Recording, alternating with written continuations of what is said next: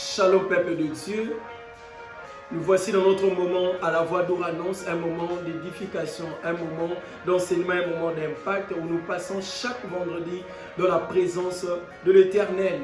Alors depuis la semaine passée, nous avons commencé ce thème, loin de nous la pensée d'abandonner l'Éternel. Alors nous avons tiré notre thème dans le livre de Josué 22, le verset 29 et Josué 24 dans le verset 16 où on est en train de voir comment je suis en train de parler au peuple de Dieu et le peuple de Dieu a répondu en disant loin de nous la pensée d'abandonner l'Éternel. Alors aujourd'hui nous venons parler d'un point très important que on peut avoir la pensée d'abandonner l'Éternel parce qu'un homme de Dieu t'a déçu, parce qu'une servante de Dieu, parce que mon frère, mon ami, mon collègue, celui qui est plus proche de moi a commis quelque chose qui m'a donné le dégoût de continuer la marche avec le Seigneur. Pourquoi? Parce que c'était une personne exemple pour toi. C'était une personne qui te montrait certaines choses dans la vie chrétienne. Mais elle a commis quelque chose qui ne t'a pas plu. Et c'était une déception pour toi et tu as pris la décision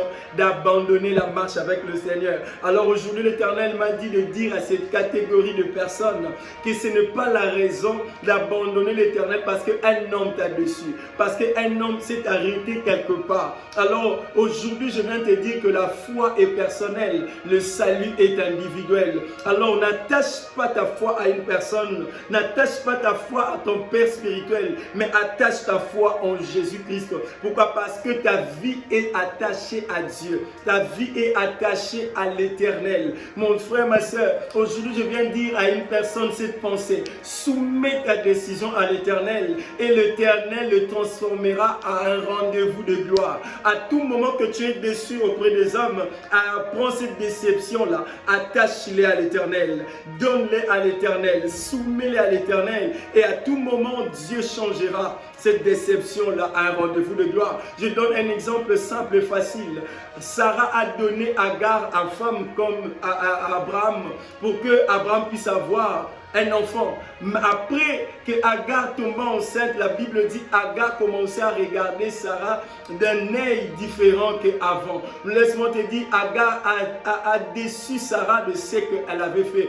Et Sarah avait tourné face contre Agar pour chercher comment à chasser Agar. Mais après cette déception, Sarah a été comblée par Christ en lui donnant Isaac. Et vous savez la définition d'Isaac, c'est le sourire. Mon frère, ma soeur, les hommes peuvent t'arracher le sourire, mais la personne qui peut te donner le sourire éternel, ce n'est que Jésus. Alors ce soir, je viens te dire, à tout moment que les hommes t'ont déçu, prends cette déception-là, soumets-les dans la présence de Dieu, et Dieu transformera cette déception-là à un rendez-vous de gloire.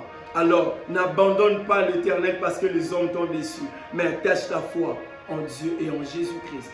Et la foi est individuelle et le salut aussi est individuel. La foi est personnelle et le salut est individuel.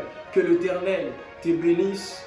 Alors loin de toi la pensée d'abandonner Dieu, loin de toi la pensée de te rétrograder, loin de toi la pensée de rentrer encore en Égypte parce que l'Éternel a réservé de bonnes choses pour toi. Que l'Éternel te bénisse au nom de Jésus. Amen.